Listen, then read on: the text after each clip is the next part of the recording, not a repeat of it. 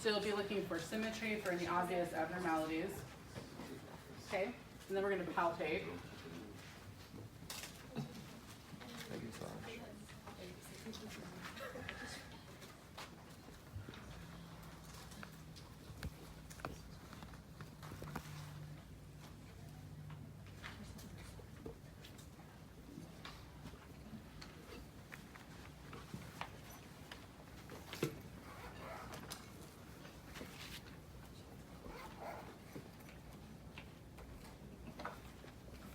So again, palpate the occipital and the posterior chains. Don't just do piano keys, okay? I usually do a little of both, but make sure you're really doing these circles like this to get deep.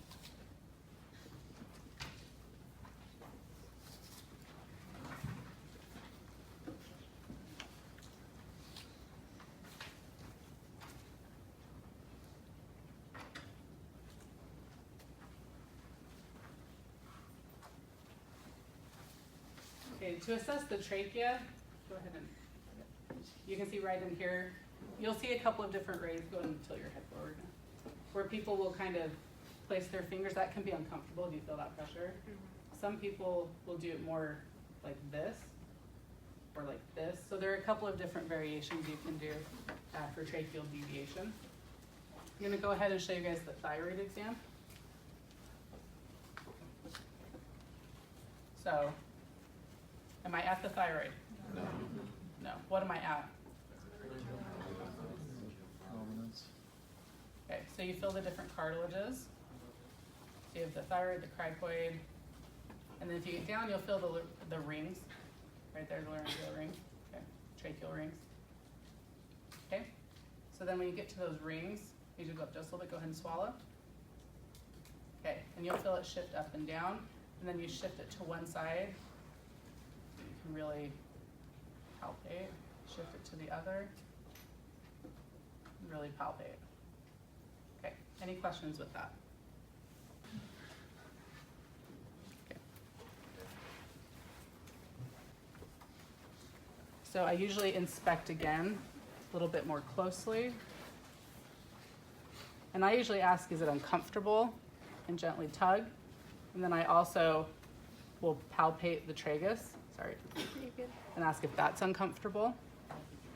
And then you pull it back up and out.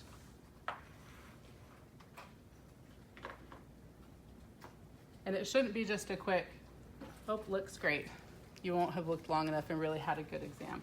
So when you're looking, you want to look at the external auditory canal. And then you need to check all of the different quadrants of the eardrum. Things like cholesteatomas are very common in the attic. So make sure you check the attic portion. She has a nice light reflex. Eardrum looks really good. And then as you come out, also keep looking at the canal and the meatus for any other abnormalities. Okay? And then you'll repeat it on the other side. For TMJ, I usually palpate. What are some of the things that can lead to TMJ? Trauma, muscular issues, so you feel for any muscular tension. And then with your fingers right in front, go ahead and have the patient open and close. And I have them do it several times, and you'll feel it open and close. And you can feel for any shifting, popping, crepitus, or discomfort while you're actually palpating. Okay. For the nasal exam, again, you'll inspect externally. You can also palpate the nose, especially if there's concern for trauma. If there's a broken bone, you may feel it shifting. So you'll palpate, okay? And then you can look internally. Assessing the septum, the turbinates, the middle meatus. Okay.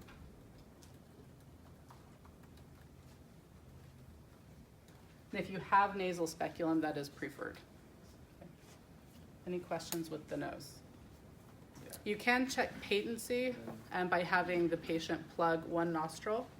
So go ahead and plug one side, occlude it, and then can you breathe through the open nostril? And go ahead and switch. And that's one way to check nasal patency. So the couple of ways to do transillumination, if you have a rigid scope, it's a little bit better. You basically want to Go and close your eye.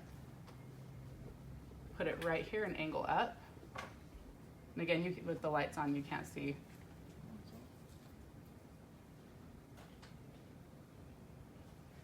And then you can angle downward. Go and open your mouth, and you can see if you can see light coming through. Sorry, there you go. Some people can also tuck it up a little bit better. If you have a rigid scope, you can put it in the mouth and get a really nice angle to have light coming through. Again, kind of practitioner dependent as far as accuracy.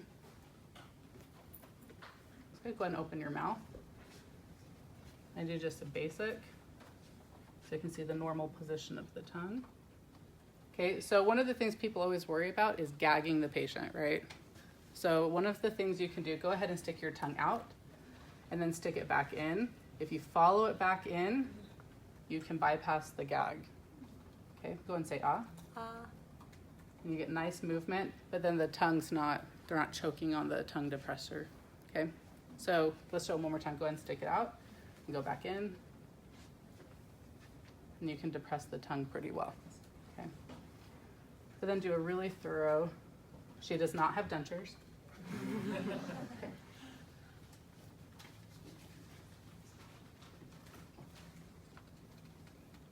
Go and lift your tongue up to the top of your mouth. Yep. And I've looked at the openings of all of those ducts. Okay, go ahead and just relax your tongue again. And I also looked at the uvula and the tonsillar pillars. Okay. I don't see any drainage at the back of the throat. And the palate looks good. Okay. I'm going to put some gloves on, and then you should palpate the mouth, especially if there's concern for any salivary stones or anything really that could be infectious, or any nodules. If you see something on the tongue that looks like it could be cancer, you should palpate it. So go ahead and open. So if you're trying to check the salivary duct, you usually kind of milk the duct a little bit, and then with your finger, kind of go like this, and see if you can get saliva out, make sure it's patent. You do the other side. And you can do it underneath as well. I usually tell the patient to think of their favorite food. It'll help get some saliva. It is important to ask your patient not to bite you. That has happened, and it can really damage your fingers. That's why you should have your non-dominant hand in the mouth if you're palpating. Okay. The tongue, I would get like a little piece of gauze, pull the tongue out, and then palpate the tongue. I'm not going to do that to you. It's the worst feeling to have gauze on your tongue. Okay. Okay. Do you hear it louder on the right side or the left side? It just stopped. Yeah, same on both sides. Okay. And then for the Renee, this is A and this is B. Okay. So tell me, is it louder A or B? B. Okay. The other way to do it is to let me know when you can no longer hear it.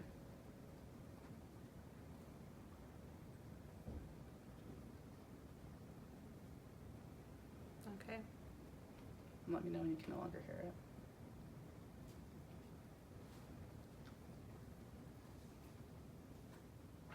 Okay. Okay. Any questions with that? So I'm just going to use these letters. It's as close. And then make sure it's in focus. Okay, so that's in focus. And so that's where you leave the dial right here, okay? And you should start with the green bar. It's going to be the smallest aperture. So we already kind of did the inspection, but again, you'll look at the eyebrows, the lids, the eyelashes, and then you'll just, in general, look at the conjunctiva, the sclera, look for any abnormalities, which you don't have any. Okay. So the oblique lighting, so go ahead and just look straight at yourself on the TV. And so you come from the side until the light is, you guys can't see it illuminating it, but it basically really lights up the anterior chamber. And you look for any right here, looks good. Iris looks good. And then you'll repeat it on the other side. And that's how you look at the cornea, the lenses, and the irises. corneal light reflections, you stand about 2 feet in front of the patient and you have them just focus on something and then you shine to see where that reflection is. And it should be in the same spot on the eyes. Okay. The cover-uncover test, we don't really have that instrument right here we can just use. So you'll cover one eye, go ahead and look straight. You cover one eye and you look to see if the other eye changes position once you've interrupted binocular vision, which did not happen for her. Okay, and that's usually the little black cup instrument that you'll cover the eyes with. So when are some times you might want to avert the eyelid?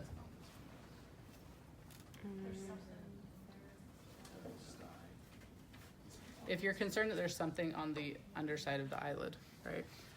So you go ahead and you grasp, go ahead and close your eye for a second. You grasp the eyelash and you place a cotton swab and you can avert it. Looking great, Krista. Okay. Okay, so then for the ophthalmoscope, so you've already focused it, you've got your settings correct. Go ahead and just look straight back. Okay, which hand should I be holding it in? Okay. Okay. And so you come in from the side. I can see her red reflex. I'm gonna go ahead and put my hand on your shoulder. Okay, and I'm looking internally, following, okay, there's the optic disc. And you look in the different directions.